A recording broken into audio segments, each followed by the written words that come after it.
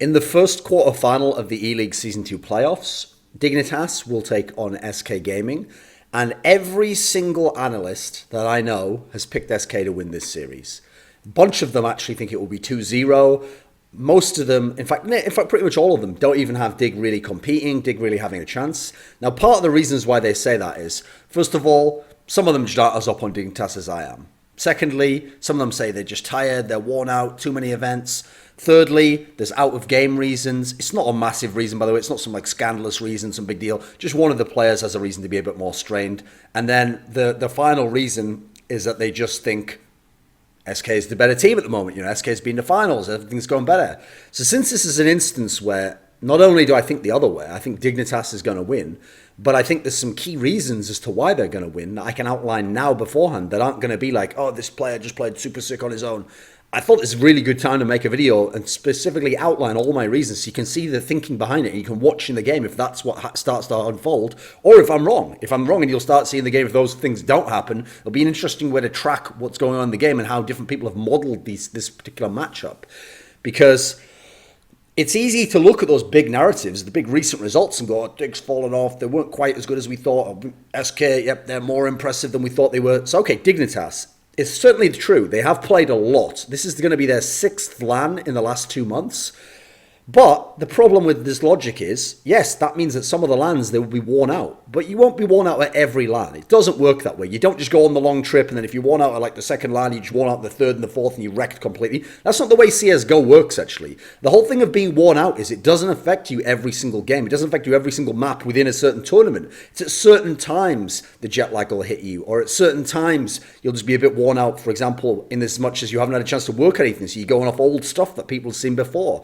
But there's also going to be games where you get a good start in the game, you win some pistols, you have a good half, you win even when the opponent does know that. You feel a bit tired, but someone's playing great, it gets you energized. Or there's times where jet lag actually works out for you, like you've been to so many different countries that now you sort of clicked onto the right time setting just because of where you were before and the time of day it's particularly played at this match. Like this match, for example, will be played at a time that would be fine if you'd played in tournaments in Europe recently, like the guys from Dignitas did, because it's actually going to be reasonably early on in the day in America.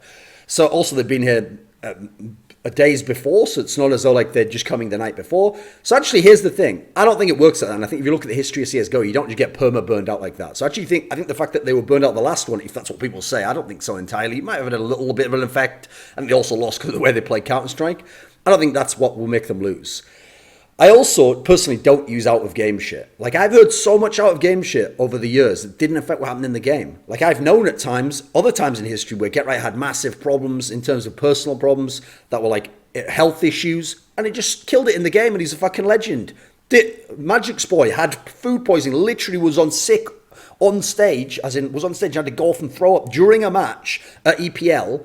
Still played like a fucking monster. Yeah, maybe he didn't play his 10 out of 10 level. He played his 9 out of 10 level. The guy was a beast. So personally, I don't use out of the game stuff unless I literally know it will definitely. Unless like that player told me, oh, I'm going to have a real big problem here. I'm not going to do that. So I think players are professionals, and in general, they get their head into the game. And also, it depends how the game goes. Once you get locked into it, it's the same thing happens in basketball, etc. You see someone, oh, he's got a niggling injury. Yeah, he starts hitting those couple of shots to go, oh, that's why they call it the pain reliever. Oh, look, suddenly he's playing great. Now he's kicking it, isn't he? Now he's killing it.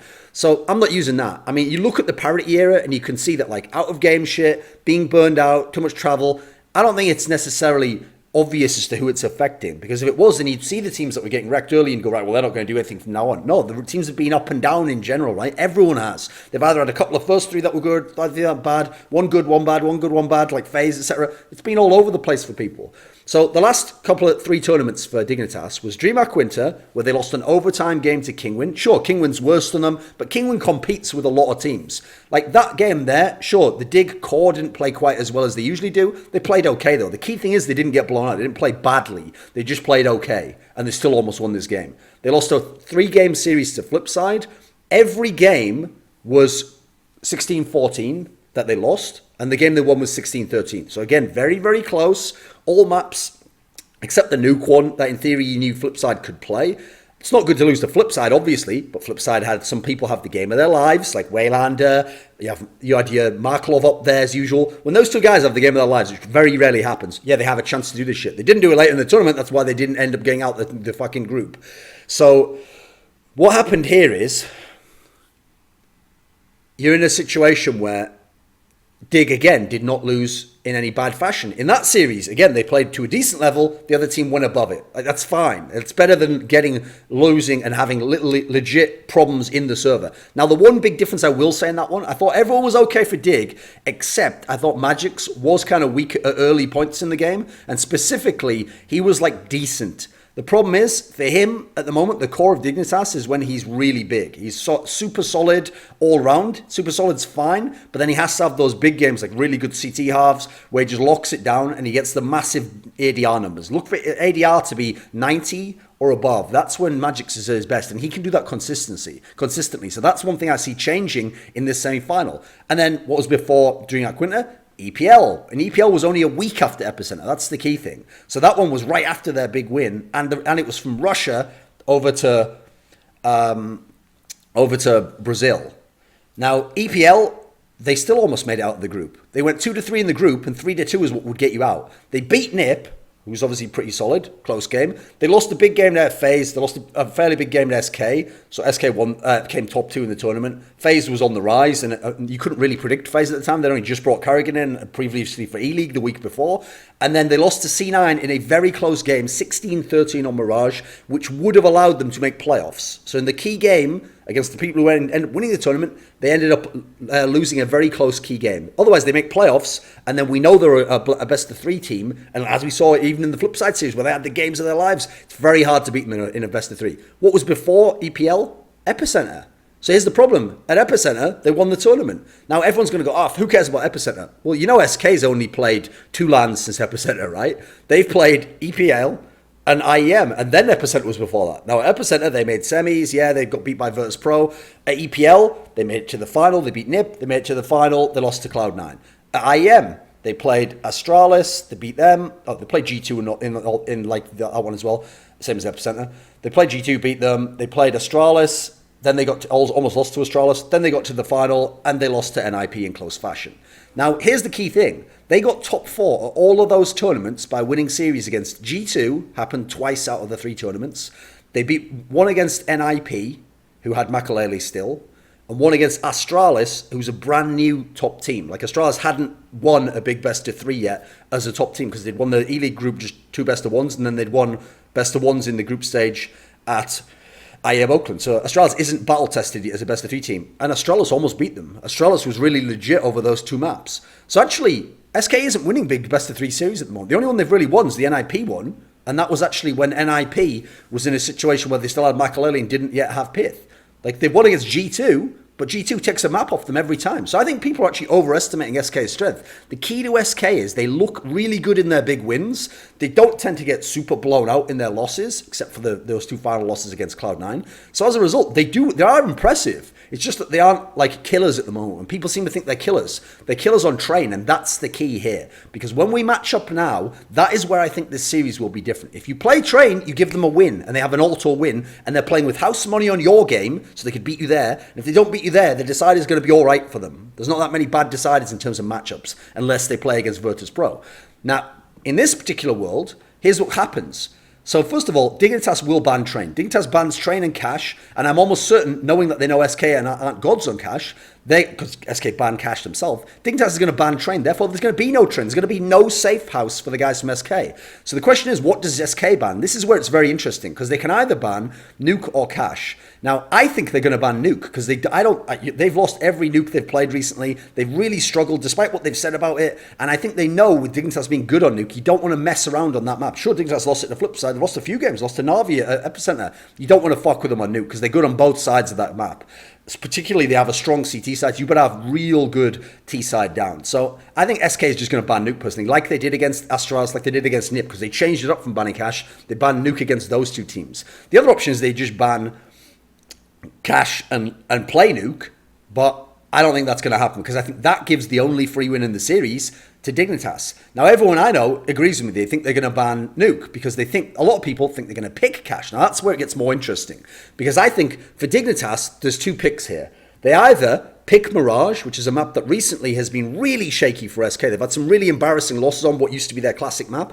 Dignitas like to play this map. They play it often. Even their losses, they've had a couple of recent ones, are close losses. You only beat them closely on that map. They have a really solid CT side on that map, and their T side's good, and they have routine to it, and it basically just relies on config. When config gets those entries going, like when he comes from the underpass up to mid and into the connector, when he can get that sort of shit rolling, that's where they're going to win the T side or they get 7-8 rounds, and their CT side's certainly solid enough on that map to win.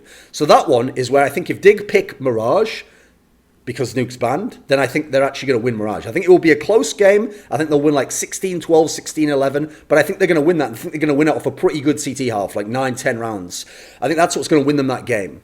Now, I will say as a caveat, MSL could pull a totally mad pick out the bag. He might say, I want to pick Cobblestone or something mad. If that happens, I think they'd win Cobblestone, but I think I'd be mad because it'd allow the auto win to suddenly go into a win that would be contested and SK would have a chance on. Now, in a world where SK did ban Cash, I think Dignitas will pick Nuke, and I think they would win this actually. I think they'd have a really nice CT half here, 10-11 rounds at least, and I think they would outright win the game. And SK's only chance on Nuke, I think, is if SK wins both pistols. I think they've definitely got to win CT pistol, otherwise that game's over on Nuke. So I have Dig winning the first map, no matter what, because I think it's going to be Mirage or Nuke. So those two maps, they will win the first map, and it will be 1-0 to Dignitas. Now, Dignitas is the one playing with house money, which is where SK usually like to live. So when they go on to SK's pick better not be one Dignitas can play, right? Or Dignitas has a chance to 2-0 the series. This is what I'm making the point of.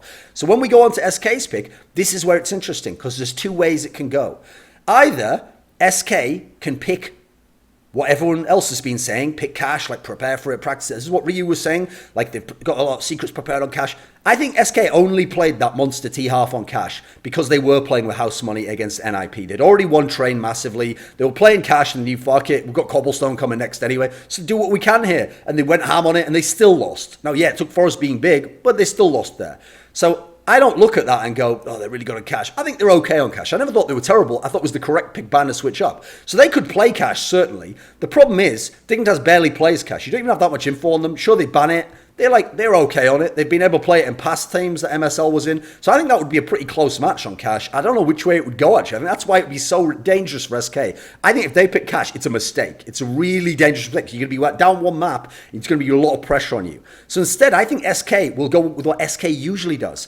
SK will pick Comfort for themselves and a strong map. So after Train is gone, the other reliable map, the insurance policy for SK Gaming is Overpass. That's the other pick they make. That's the pick that they'll play against your Cloud9s of the world, etc. And in the past, many teams, your Navis, Fanatics, that's the map they always rely back upon because we know how good the CT half is, and then they always have a really solid T half. That means the CT half doesn't have to get too much done. But recently, they're winning off CT half. So I think SK will pick Overpass. Now, here's what's key.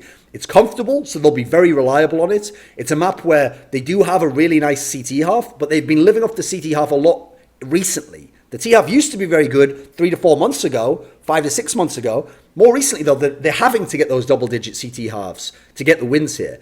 And recently, they had a key loss on it. They lost to Astralis in the winners match at ELEAGUE. Now, sure, Astralis, brand new team with Glaive, but that's a demo I guarantee you MSL has studied. That's one where he's been watching it, and Dignitas is already good on Overpass. This is a map where they don't always outright pick it, but they play it a decent amount, and they're getting really solid results. They're a double-digit team all day long on Overpass. So I think this will be a fantastic game. If this goes to Overpass, Dig has a chance to win 2-0. Now, would I pick them to win that map? I think that's the closest map right there. That's the real 50-50 one, because this is one where, I think a lot of it would rely on how Cajun plays. I think his AWP would be massive, because I know Fallen is a monster on this, and that's also something that the guys from SK live off, is Fallen's CT AWP.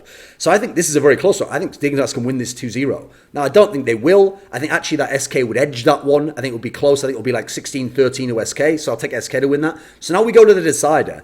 Now, if Cash has not been picked, and Cash has not been banned, Dignitas will ban Cash.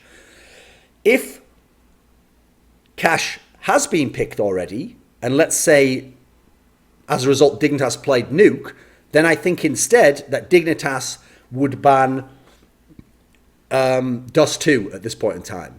That would leave SK in a scenario where if Cash was already used as their ban, if Nuke was already used as their ban, then and they didn't pick Cash, I actually think that SK, it's going to be a ban. They're going to have the choice to ban between Cobble and Overpass, basically. So it's going to be on SK, which do you want to play, Cobble or Overpass, depending on what they picked and played before. So, or Dust 2. So they've got a choice between these three. Now, if Dust 2 is available at the end there, I think SK might pick it, actually. It's a map where it's been quietly coming back for them. They've really been able to use it to replace their Mirage in many ways. And Dig's like reasonably shaky on it. The problem is, Dig's reasonably shaky on it, but Dig has a trio of solid star players. And when you have the trio of solid star players, you can get wins on Dust 2. So the problem there is I think it has to be a big T-half for the guys from SK, which is certainly doable. And if it comes to Dust 2, I think they have a chance to win the series there, 2-1. But I think as a result, they can already win 2-1, as I've said. Now, if it comes to Cobble, this would be a really fun map. I think both teams are good on it, but I actually edge it to the guys from Dignitas here. I think they're a little bit better, and I think this is a Cajun map. Like, Magic's, by the way, is going to be good on all of these maps. I mean, on Overpass, we know he's a specialist. But over on Cobble, this is the Cajun map. If Cajun can have that solid T-half, and he can get it going in that way with his AWP, this is where I actually think that Dignitas wins the series 2-1.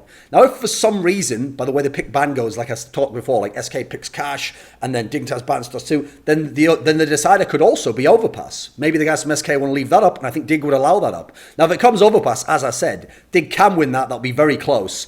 So, actually, I think there are some scenarios, depending on maps, in which SK wins 2-1, and it's close. But I think in every scenario, SK does not 2-0. And I think there's some scenarios, like the second map's Overpass, or if the second map's Cash, that actually I think Dignitas can win 2-0. I think in every scenario, Dignitas wins the first map. And in a bunch of scenarios, deciding map Cobble, deciding map Dust 2, and deciding map Overpass, in most of these scenarios, I actually would have the guys from Dignitas winning 2-1. Actually, I know if it comes Overpass third map, maybe in that one, let me think. Maybe in that one I have to pick SK because I said SK would win Overpass. So maybe in that one it has to be 2-0 or Dignitas, otherwise they can't. Yeah, I think it would be though because they'd have to pick Cash for that to happen. So I think it's going to be 2-0 or 2-1 to Dignitas.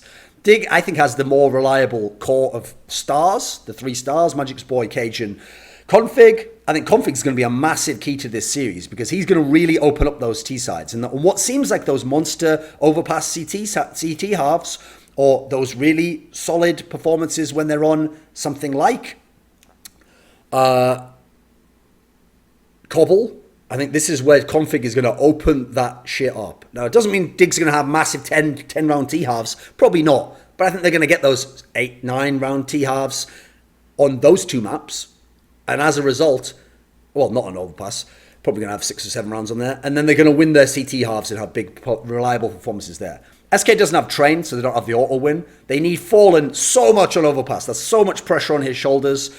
I think the nerves edge goes to SK. They've got the veterans kind of like sheen on them there. They don't have so many young players. They don't seem to break down as much. Dig doesn't break down outright. They just get into close games and it can get tricky.